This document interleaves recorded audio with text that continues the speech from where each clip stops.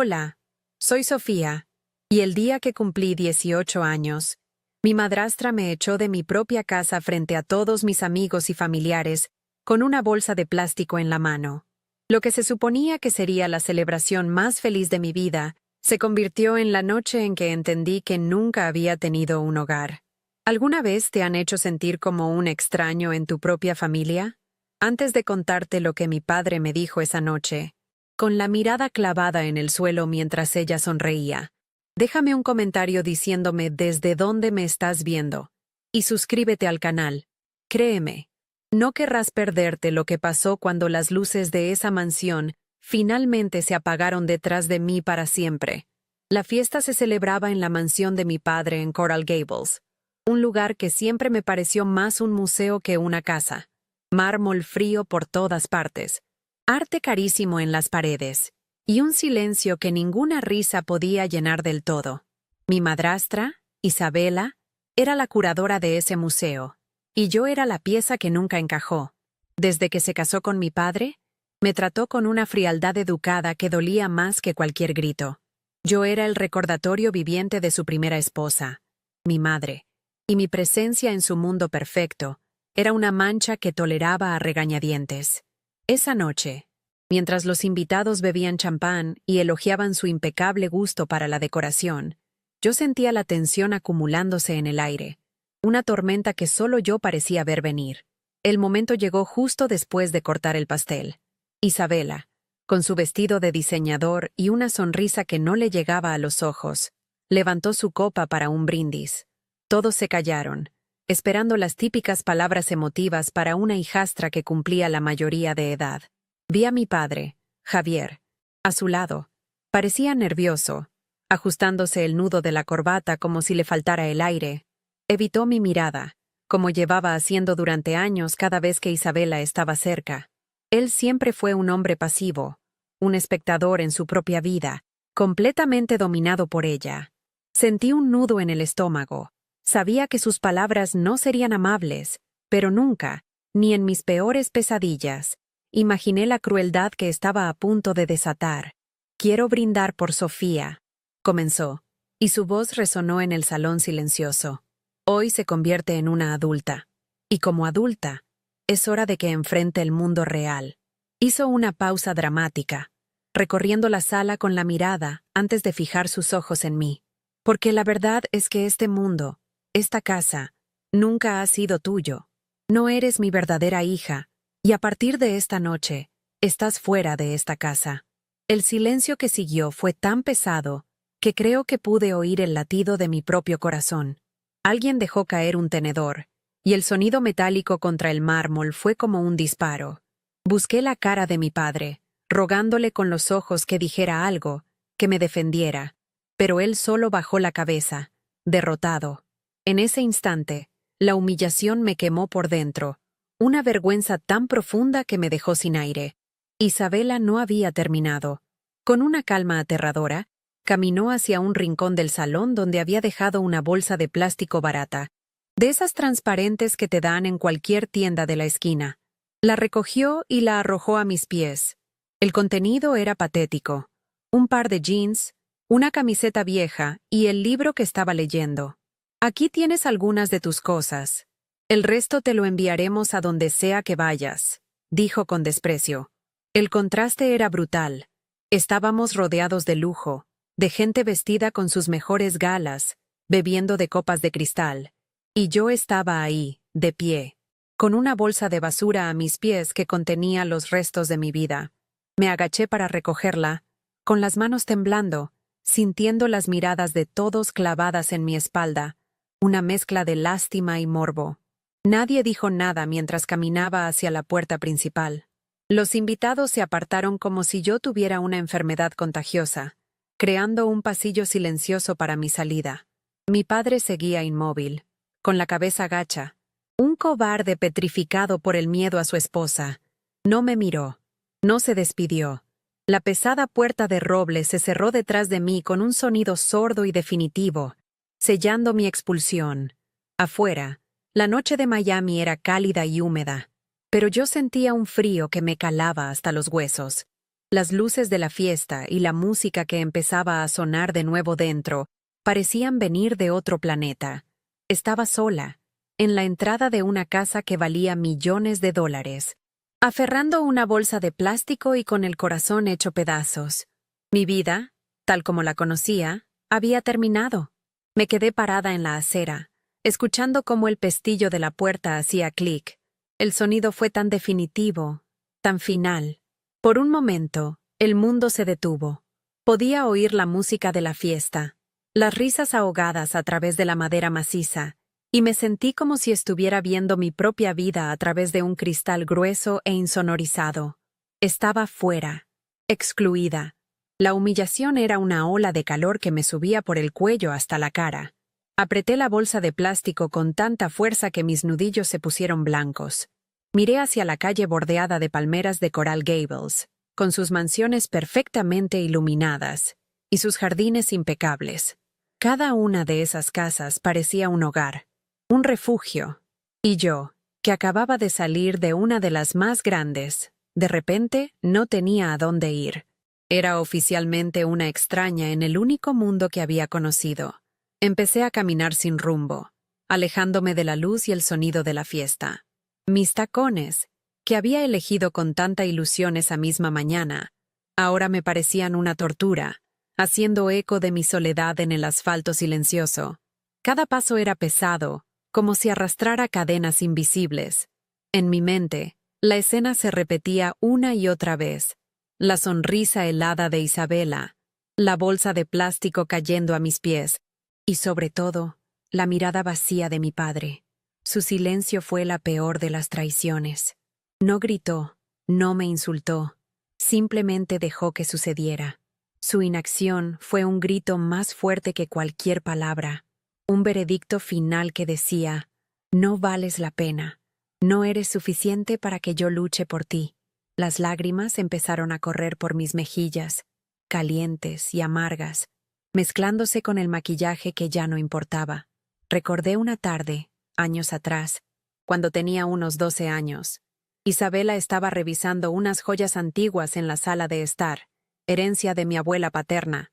Sacó un delicado reloj de oro, uno que yo recordaba haber visto en fotos de mi abuela. Mis ojos se iluminaron. Siempre me habían contado historias sobre ese reloj. Se lo señalé y le pregunté si algún día sería mío. Ella me miró con esa condescendencia que perfeccionó con los años y dijo: «Querida, estas cosas son para la verdadera familia». Acto seguido, se lo entregó a su propio hijo, mi hermanastro, que apenas le echó un vistazo antes de tirarlo en su habitación. Mi padre estaba allí, leyendo el periódico. Levantó la vista, nos vio, y simplemente volvió a su lectura sin decir una palabra. Esa noche entendí que en esa casa, yo vivía con un estatus diferente. Era una invitada a largo plazo cuya estadía podía terminar en cualquier momento. La realidad de mi situación me golpeó con la fuerza de un puñetazo en el estómago. ¿A dónde iba a ir? Tenía 18 años recién cumplidos, sin dinero, sin un plan. El teléfono en mi bolsillo se sentía inútil. ¿A quién podía llamar? A mis amigas, que todavía estaban dentro de esa casa, probablemente incómodas pero sin atreverse a desafiar a Isabela. ¿Cómo les explicaba que me habían echado de mi propia fiesta de cumpleaños? La vergüenza era tan abrumadora que me paralizaba. No quería la lástima de nadie. No quería ser el tema de conversación del día siguiente. Prefería desaparecer, convertirme en un fantasma. La idea de pedir ayuda se sentía como otra humillación, una admisión de que estaba completamente sola y derrotada. Así que seguí caminando, con la esperanza de que la distancia pudiera de alguna manera borrar lo que acababa de pasar. Como si el universo quisiera subrayar mi miseria, el cielo se abrió. Una de esas tormentas repentinas de Miami, violentas y sin previo aviso, estalló sobre mí. En segundos, mi vestido de fiesta, que me había costado semanas elegir, estaba empapado y pegado a mi piel. El agua fría me corría por la espalda, haciéndome temblar. La lluvia era tan intensa que apenas podía ver a unos metros de distancia.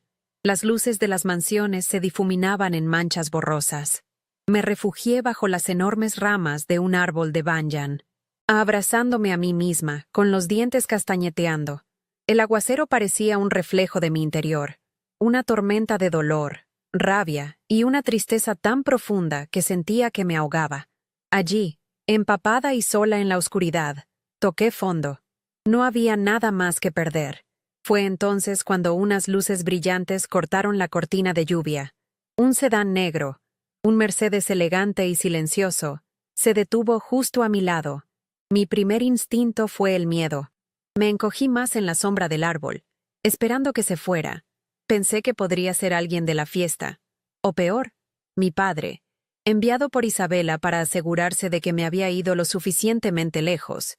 Pero la ventanilla del pasajero bajó suavemente, revelando el rostro de una mujer de unos 40 años. Tenía una mirada serena, pero increíblemente intensa. No parecía sentir lástima, sino una especie de reconocimiento, como si supiera exactamente quién era yo y por lo que estaba pasando. Me miró directamente a los ojos y, con una voz tranquila que se escuchó por encima del ruido de la lluvia, me preguntó, ¿Sofía? El corazón me dio un vuelco. Nadie que yo conociera conducía ese tipo de auto. Asentí con la cabeza, incapaz de hablar. La mujer sonrió levemente, una sonrisa que no era de compasión, sino de propósito. Me llamo Elena, dijo. No te asustes, tu madre me envió. La palabra madre me golpeó con una fuerza inesperada. Mi madre había muerto cuando yo era muy pequeña, o eso era lo que mi padre siempre me había dicho. La historia era vaga, llena de silencios y respuestas evasivas. Nunca tuve una imagen clara de ella. Sube al auto, Sofía. Estás a salvo ahora, continuó Elena. Hay muchas cosas que necesitas saber, cosas que te han ocultado durante toda tu vida. Dudé solo un segundo, pero la convicción en su voz y la desesperación de mi situación me empujaron a abrir la puerta y entrar.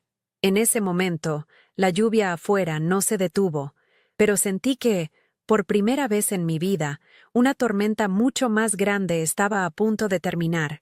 El interior del Mercedes olía a cuero y a un perfume sutil y caro que contrastaba brutalmente con mi ropa mojada y el olor a lluvia. Me senté en el borde del asiento, dejando un charco de agua, demasiado avergonzada para recostarme. Elena no pareció notarlo, o si lo hizo, no le importó. Condujo en silencio durante unos minutos, dándome espacio para respirar. El zumbido silencioso del motor y el rítmico golpeteo de la lluvia en el techo crearon una extraña burbuja de calma en medio de mi caos. Yo la miraba de reojo. Su perfil era sereno, concentrado en la carretera. No era una salvadora compasiva, sino una mujer con una misión. ¿Mi madre? Repetí finalmente, mi voz sonando como un susurro ronco y ajeno. Mi padre dijo que murió en un accidente cuando yo era un bebé. Dijo que no tenía familia, que estaba sola. Elena no me miró, pero su agarre en el volante se tensó ligeramente. Javier te mintió sobre muchas cosas, Sofía. Tu madre, Verónica, no murió en un accidente. Y definitivamente no estaba sola. Llegamos a un pequeño y discreto edificio de apartamentos en Coconut Grove. Elena me guió a un apartamento elegantemente amueblado, que, según me explicó, era una propiedad segura que pertenecía a su firma de abogados.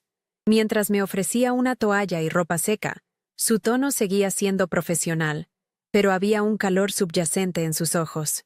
Fui la abogada de tu madre, explicó, sentándose frente a mí en un sofá de lino blanco. Pero también fui su mejor amiga, casi su hermana. Te conocí cuando eras un bebé. Te sostuve en mis brazos. La revelación me dejó sin aliento. Esta extraña no era una extraña en absoluto. Era un fantasma de un pasado que me habían robado. Verónica era una mujer brillante, una empresaria increíblemente exitosa. Amaba a tu padre, pero él nunca pudo soportar que ella fuera más fuerte, más rica y más decidida que él. Cuando ella murió de una enfermedad repentina, él vio la oportunidad de reescribir la historia y tomar el control de todo. Elena se levantó y se dirigió a una caja fuerte oculta detrás de un cuadro. Sacó una caja de madera de aspecto antiguo y la colocó sobre la mesa de café entre nosotras. Tu madre sabía que Javier era débil y fácilmente manipulable. Tenía miedo de lo que pasaría si él se volvía a casar. Por eso, Pasó el último año de su vida preparándose para protegerte. Abrió la caja. Dentro, había montones de cartas atadas con cintas de seda, todas dirigidas a mí. Escribió una para cada cumpleaños hasta los 21. Quería que la conocieras, que supieras la verdad. Me hizo prometer que te las entregaría si alguna vez sentía que estabas en peligro o que te estaban ocultando la verdad. La llamada de uno de los empleados de la casa esta noche, contándome lo que Isabela te hizo, fue la señal que he estado esperando durante 18 años. Mis manos temblaron al tocar el primer sobre. El papel se sentía real, tangible. Era la voz de mi madre, silenciada durante toda mi vida, esperando a ser escuchada. Mientras yo miraba las cartas, paralizada por la emoción, Elena continuó con su explicación, su voz firme y clara. Verónica no solo te dejó sus palabras, Sofía, te dejó independencia. Ella creó un fondo fiduciario a tu nombre, uno de los más grandes que he administrado. Contiene la mayor parte de su fortuna, sus acciones, propiedades, todo.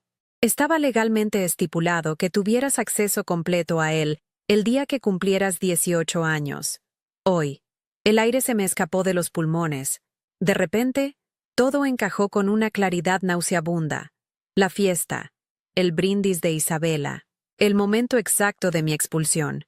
No era solo un acto de crueldad familiar, era un golpe financiero. Me echaron para que nunca supiera que, en ese mismo instante, me había convertido en una mujer inmensamente rica. Me habían despojado de mi hogar para robarme mi futuro. La traición era tan profunda y calculada que me revolvió el estómago. La rabia que sentí fue diferente a todo lo que había experimentado antes. No era la tristeza impotente de una niña rechazada. Era una furia fría y afilada. Mi padre no solo había permitido que me humillaran, sino que había sido cómplice activo en el robo de mi herencia, del último legado de mi madre. Su silencio, su cobardía, ahora tenían un precio. Millones de dólares. La imagen de él, con la cabeza gacha mientras Isabela me arrojaba esa bolsa de plástico, se quemó en mi mente con un nuevo significado.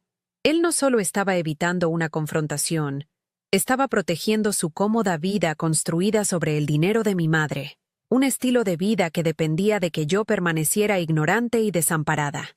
El Porsche que conducía, los viajes a Europa de Isabela, el arte en las paredes de esa mansión, todo había sido comprado con el dinero que me pertenecía.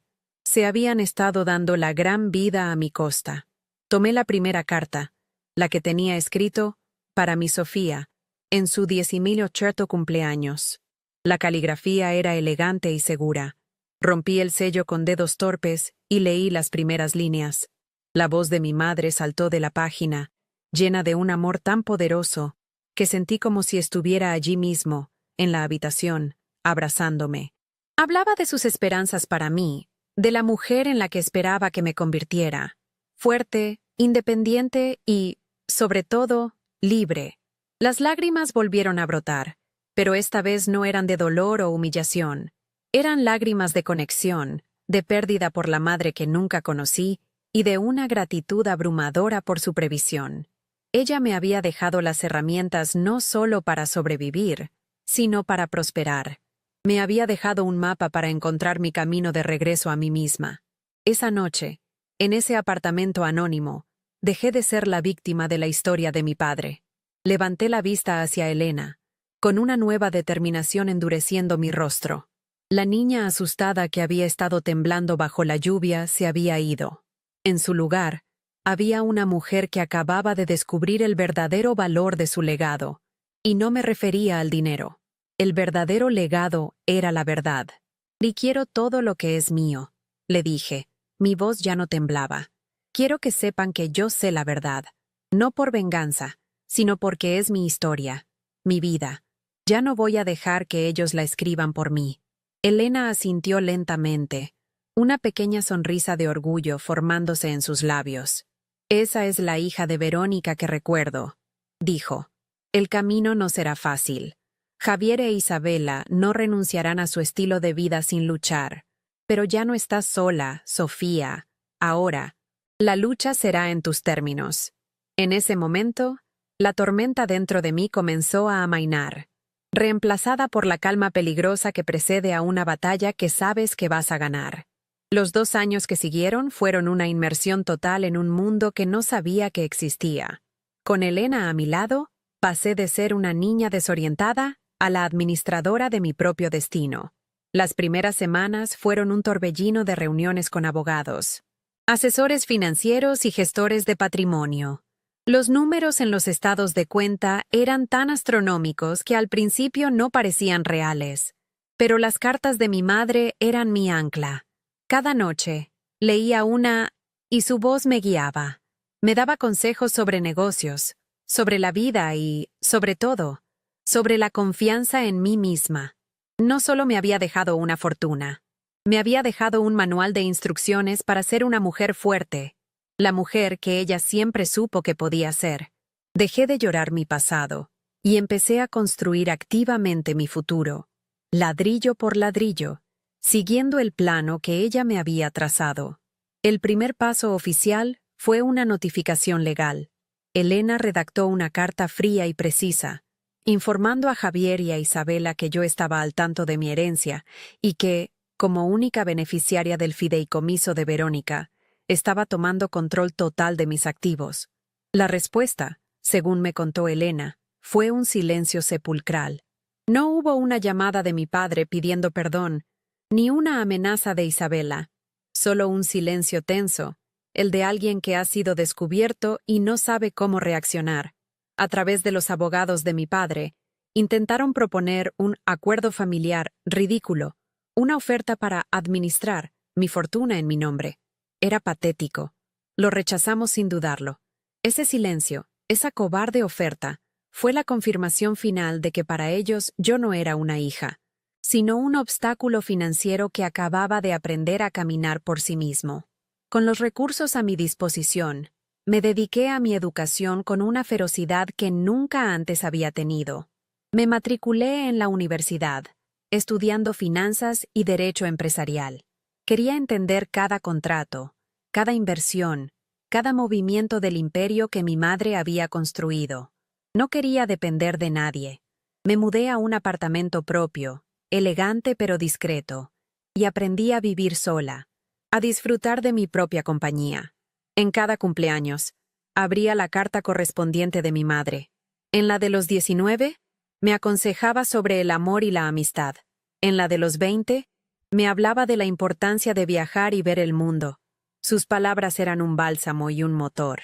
Mientras Javier e Isabela seguían viviendo en su burbuja de lujo en Coral Gables, yo estaba silenciosamente convirtiéndome en la mujer que mi madre había soñado, una que ellos nunca podrían controlar ni entender. Un día, conduciendo mi propio auto, un Tesla que había comprado con mi primer dividendo, pasé por nuestro antiguo barrio. Fue un impulso, una necesidad de ver si sentía algo. Y entonces los vi. Salían de la mansión. Mi padre ayudaba a Isabela a subir a su Porsche nuevo, abriéndole la puerta con una sonrisa servil. Se veían felices, despreocupados, como si yo nunca hubiera existido.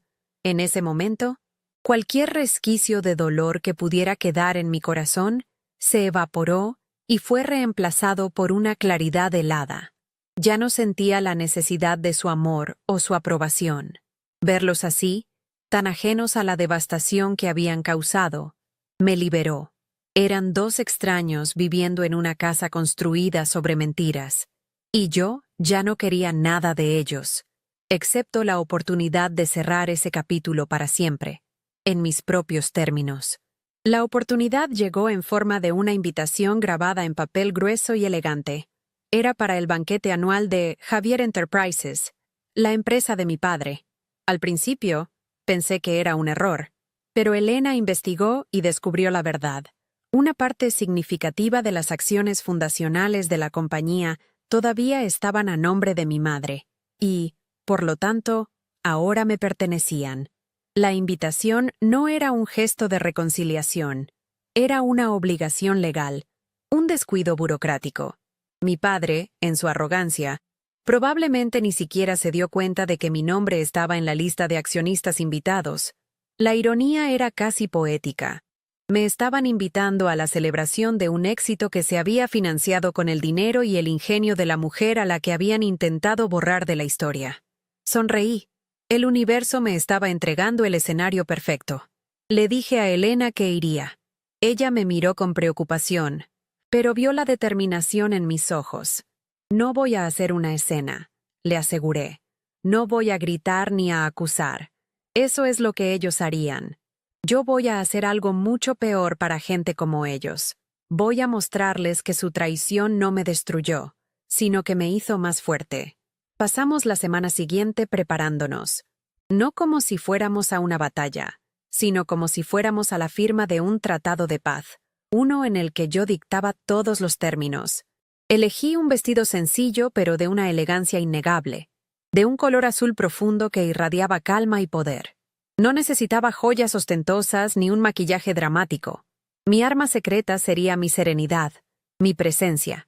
Iba a caminar en ese salón no como la hijastra desechada, sino como la verdadera heredera del legado que todos allí celebraban. La noche del banquete, mientras me preparaba, encontré en el fondo de un cajón la vieja llave de la mansión. La había guardado sin saber por qué. Quizás como un recordatorio tangible de la puerta que se me había cerrado en la cara. La tomé en mi mano. Su metal frío se sentía pesado, lleno de historia. Me miré en el espejo. La chica de 18 años, empapada y temblando bajo la lluvia, había desaparecido. En su lugar había una mujer que conocía su valor, no por el dinero en su cuenta bancaria, sino por haber sobrevivido al fuego y haber salido intacta. Me puse un delicado collar de zafiros que había sido de mi madre, una pieza que Elena había recuperado para mí. Con la llave en mi bolso y la cabeza en alto, salí de mi apartamento. No iba a una fiesta. Iba a reclamar el final de mi historia. El salón de baile del hotel era un mar de luces doradas y cristal, mesas redondas cubiertas con manteles de lino blanco, arreglos florales extravagantes y el murmullo de cientos de conversaciones llenaban el aire. En la mesa principal, en el centro de todo, estaban ellos. Javier, mi padre, luciendo un smoking a la medida y una sonrisa de anfitrión perfecto. A su lado, Isabela, resplandeciente en un vestido de lentejuelas plateadas, la reina indiscutible de su pequeño reino. Se veían intocables, una pareja poderosa que encarnaba el éxito. Los observé desde la entrada, sintiéndome como un fantasma que había regresado a su antigua casa. Algunos de los invitados más antiguos me reconocieron. Vi sus miradas de sorpresa, los codazos discretos, los susurros que comenzaron a serpentear por la sala. Pero esta vez, la invisibilidad era mi armadura, no mi prisión. Llegó el momento del discurso. Mi padre se acercó al podio con la confianza de un hombre que cree en sus propias mentiras. Agradeció a los inversores, a su equipo y a sus valiosos socios. Su voz, esa voz que se había quedado en silencio cuando más la necesitaba, ahora resonaba con autoridad y carisma.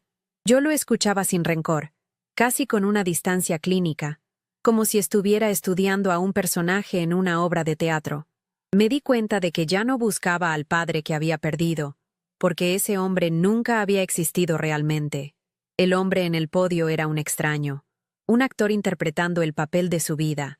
El público le aplaudía, cautivado por su actuación. Yo, en cambio, esperaba pacientemente a que llegara a su gran final, sabiendo que el verdadero clímax de la noche aún estaba por venir, y que la directora de esa escena final sería yo. Entonces, pronunció las palabras que sellaron su destino. Todo esto, dijo, haciendo un gesto amplio hacia la opulenta sala, no significaría nada sin los cimientos sólidos de la familia, los valores que me enseñaron mis padres, los que intento transmitir cada día, se basan en la honestidad, la lealtad y, sobre todo, la verdad. Mencionó a Isabela como su roca, su brújula moral. La hipocresía era tan densa que casi podía saborearla. El hombre que había permitido que me echaran a la calle, que había conspirado para ocultarme el legado de mi propia madre, estaba dando una cátedra sobre la verdad. En ese instante, una calma helada se apoderó de mí. No era rabia, era claridad.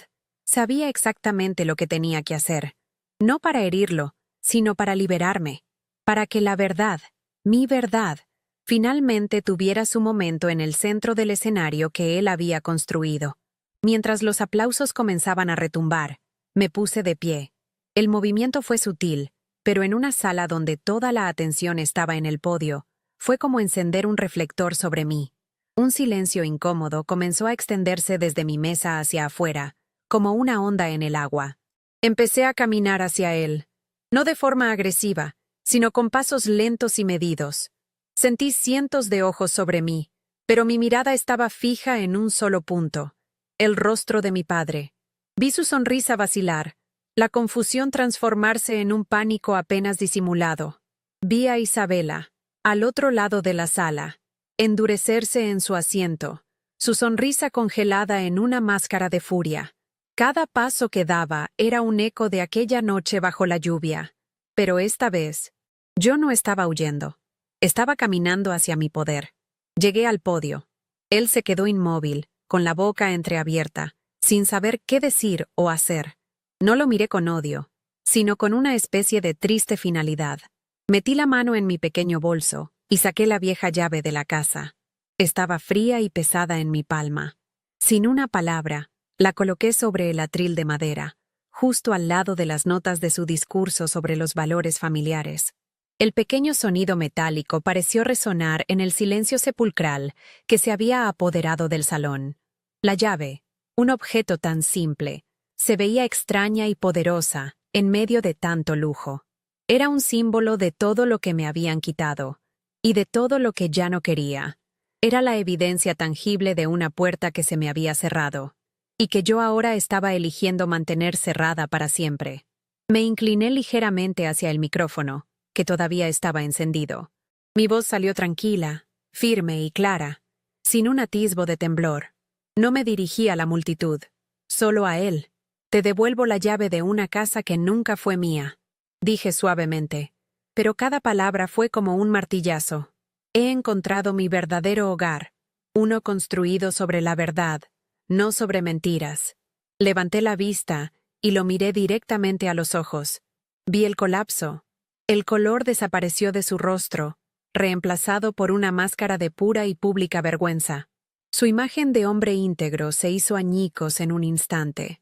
A lo lejos, vi el rostro de Isabela contorsionado por una rabia impotente. El silencio en la sala era ahora pesado, denso, lleno del juicio no expresado de todos los que presenciaban la caída de su castillo de naipes. Sin decir nada más, di media vuelta y comencé a caminar hacia la salida. No corrí, mantuve el mismo ritmo deliberado y sereno. Podía sentir el caos desatándose a mis espaldas, el estallido de murmullos, las miradas de incredulidad, los inversores intercambiando gestos de confusión.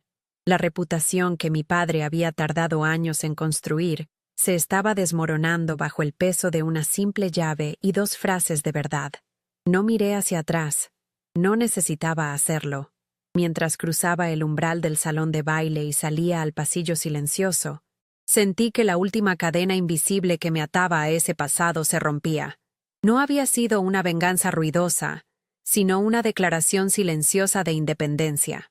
Al cerrar ese capítulo, no con un portazo, sino con el suave clic de una puerta que se cierra por elección propia, finalmente, y de verdad, era libre.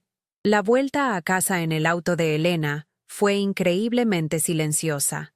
No hubo una explosión de alegría ni lágrimas de triunfo, solo una quietud profunda, casi sagrada, que llenó el espacio entre nosotras. Afuera, las luces de Miami pasaban como estrellas fugaces, y por primera vez, no me sentía pequeña ni perdida entre ellas. Sentía que pertenecía a mi propia vida. Elena no me hizo preguntas, simplemente condujo, con una mano firme en el volante, ofreciéndome el regalo de su silencio comprensivo. Apoyé la cabeza en la ventanilla fría y observé la ciudad que ahora se sentía como un lienzo en blanco, no como una jaula.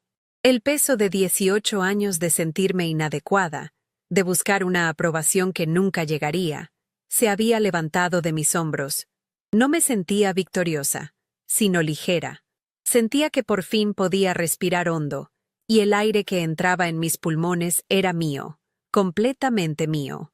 Al día siguiente, el teléfono de Elena no paró de sonar. El chisme en esos círculos corre más rápido que el dinero. Las esposas de los socios de mi padre, las mismas mujeres que me habían mirado con lástima en mi fiesta de cumpleaños, ahora llamaban desesperadas por obtener detalles.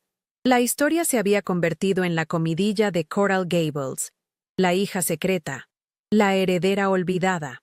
Las versiones eran dramáticas y exageradas, pero todas coincidían en un punto.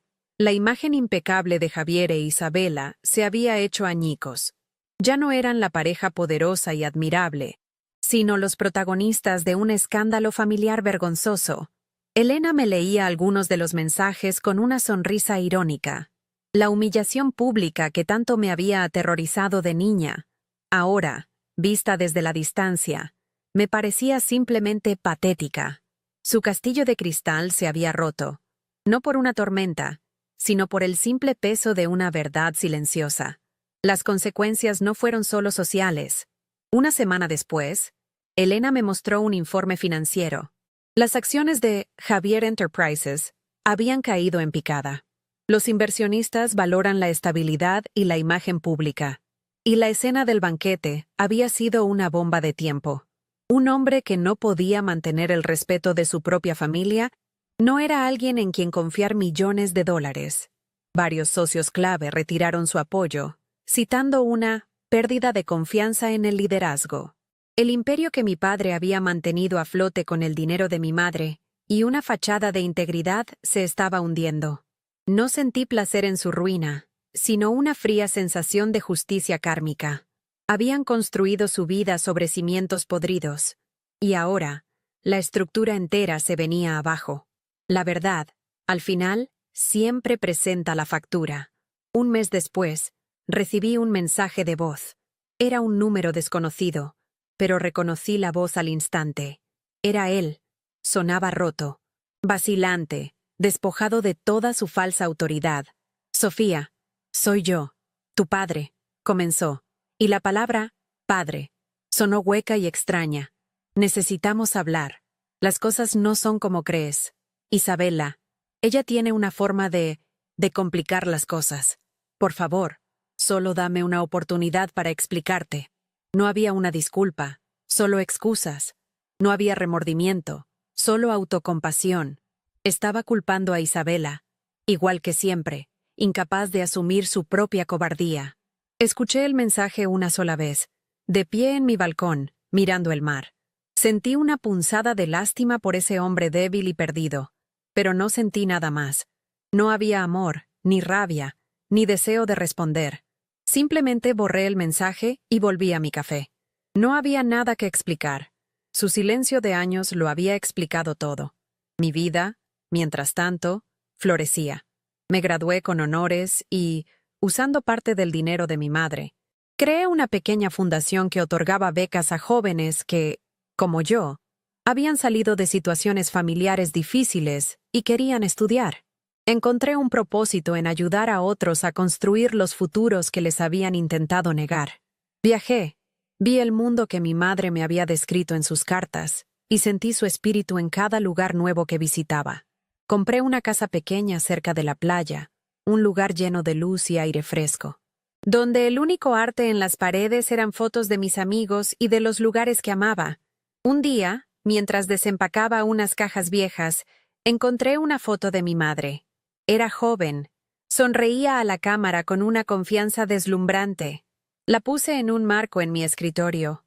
Ya no la veía como un fantasma, sino como mi guía, mi inspiración. Nunca volví a saber de ellos directamente. Escuché por terceros que vendieron la mansión de Coral Gables y se mudaron a un lugar más pequeño, más discreto. Su círculo social se encogió hasta casi desaparecer. Su historia se convirtió en una leyenda urbana entre la élite de Miami, un cuento con moraleja sobre la arrogancia y las mentiras. A veces, cuando miro el océano desde mi ventana, pienso en esa noche bajo la lluvia. Pienso en la chica asustada que se aferraba a una bolsa de plástico como si fuera lo único que tenía en el mundo. Y sonrío, porque esa chica no sabía que, en realidad, no estaba perdiendo un hogar. Estaba dando el primer paso para construir uno de verdad, uno que nadie, nunca más, podría quitarle. Ya no miro hacia atrás. La verdadera riqueza no estaba en ese fideicomiso.